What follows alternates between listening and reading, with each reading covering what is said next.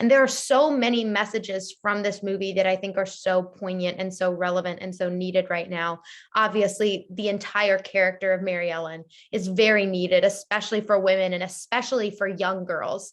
That's part of the reason I was so excited to come on board to play Mary Ellen, was because that's a big part of my message, and a big, not only female equality, but just self-love and acceptance, which is a lot of what the character of Mary Ellen is, because she's 14 years old, but knows exactly who she is. Yeah, and that's a message that I have. That's really remarkable. I mean, that scene with her mother, played by Bellamy Young, where you say, you know, I'm not sure I'll ever get married. And that would have been an extraordinary thing to say in the 30s for a woman, because that's what you did.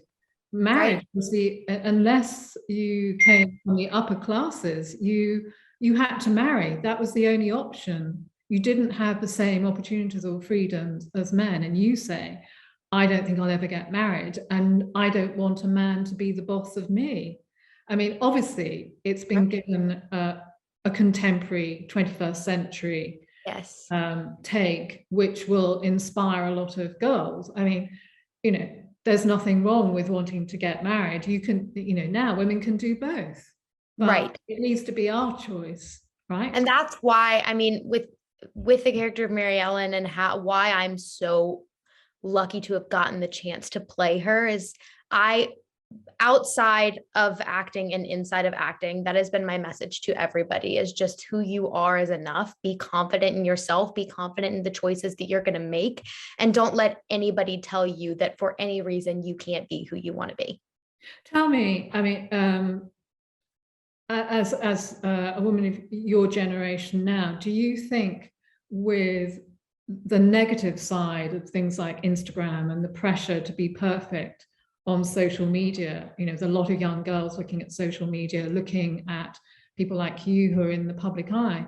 Do you think there's far too much pressure on young women? I mean, I know as a journalist that we have enormous mental health problems as a result of girls just not feeling good enough, or feeling that, you know, they have to compete with someone who's an actor, which is a very, you know, is a very particular job, and not everybody is going to do that. And it also, there's a downside to being in the public eye, you know, which they don't see. They only see the glamorous side. What do you feel about that, about the pressure on young women in the 21st century? What do you think those pressures are, Marcelle, for you, your friends? Right. I mean, there are definitely a lot of pressures, because I know that I myself have succumbed to a lot of them, because I was one of those people who struggled a lot to accept myself and to love myself. And social media played a part in that. And being in school played a big part in that, because there's so many people.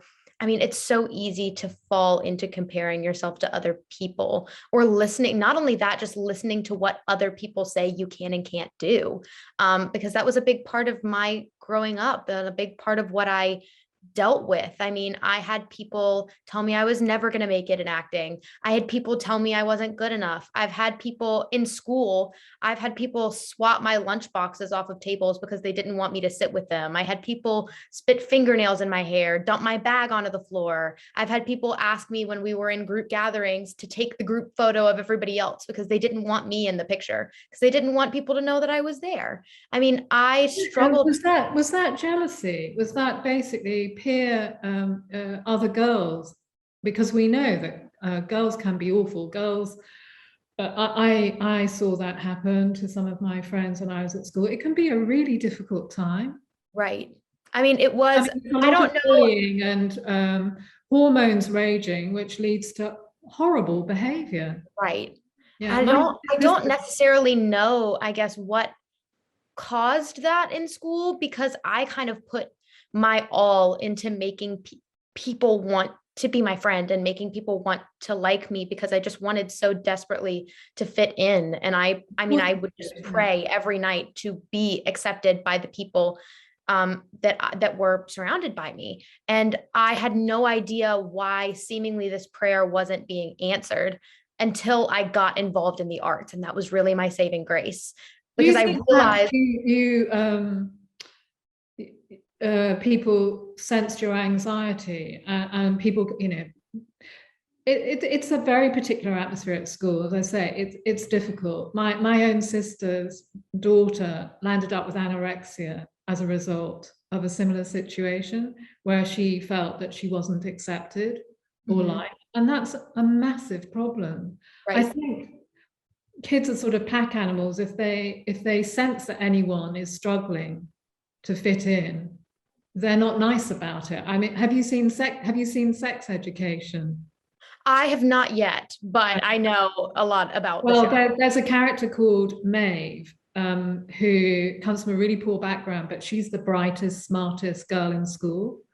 And some of some of the male and female students are really mean to her. They're mean to her because she's clever and nerdy, but also she dresses like a punk, and her defense is to be a mean girl. So she puts an armor around herself in order to protect herself from the mean girls in school. It's hard. I don't know what the answer is. I think it's maybe there need to be lessons in how to be yourself, and Right. so that And you that's translate like why, you did that's into the right. performing arts. That was, That's why that gave I'm you so confidence. grateful I found the arts. And I realized upon getting involved in the arts why it wasn't that my prayer about fitting in wasn't being answered, is that it wasn't being answered in the way that I thought it was going to be. I realized that I wasn't fitting in school the way that I wanted to because I was trying to be what I thought other people wanted me to be instead of being who I was and being unapologetically myself and accepting everything that made me me. Why I wasn't feeling loved and accepted in that environment is because I wasn't being myself. Yeah. And that is, I mean, it's why I'm so grateful to the arts. It's why I founded my own arts scholarship organization so that I can provide funds for kids to get involved, because I know that that is an outlet that saved my life and helped me accept myself. But it's also more than that. I have just, since that moment, been preaching self-love and self-acceptance and you are enough, because that genuinely changed the way that I lived my life.